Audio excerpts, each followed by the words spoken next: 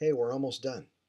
Before I summarize a best practice, and I don't want to make this sound like a book report, one of the articles I read, that is, Best Practices in Distance Education, touched on just about every topic needed to make an online course succeed.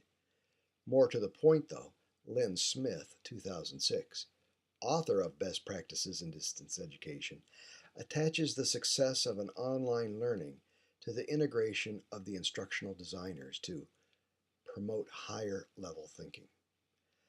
By examining her emboldened paragraphs, Smith, 2006, touches on many prized concerns within an online curriculum, specifically the aforementioned higher level thinking, assessment techniques, cheating and plagiarism, dropout and abandonment rates, quantified good practice techniques in face to face classrooms, and finally, the apparent capstone of the article is effective distance education strategies and designs.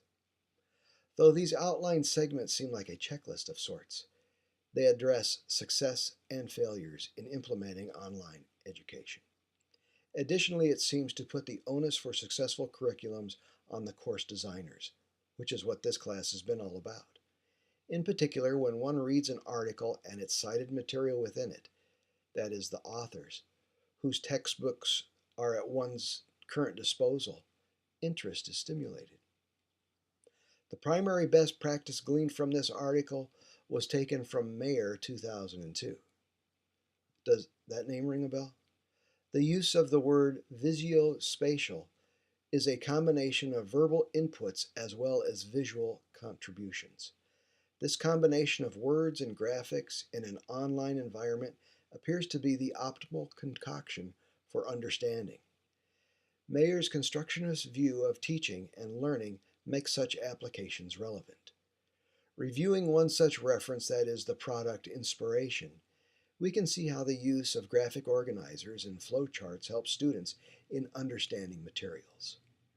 As an add-on from our text E-Learning and the Science of Instruction, Clark and Mayer, 2011, have some pretty significant discourses on what produces a quality product. Chapter 13, Learning Together Virtually, is pretty relevant about group collaboration. However, concerning the aspect of computer-supported collaborative learning, the authors admit that they had no new information to transmit since their earlier edition of the same textbook. Clark and Mayer have a discussion about studies done by Slavin. Does that name ring a bell from earlier coursework?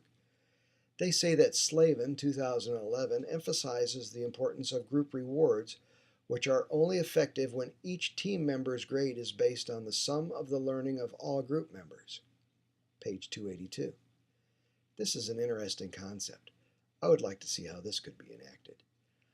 Finally, the suggestions about knowing the intricacies of face-to-face collaboration and partial studies for computer-supported collaborative learning can introduce possible guidelines for a better product.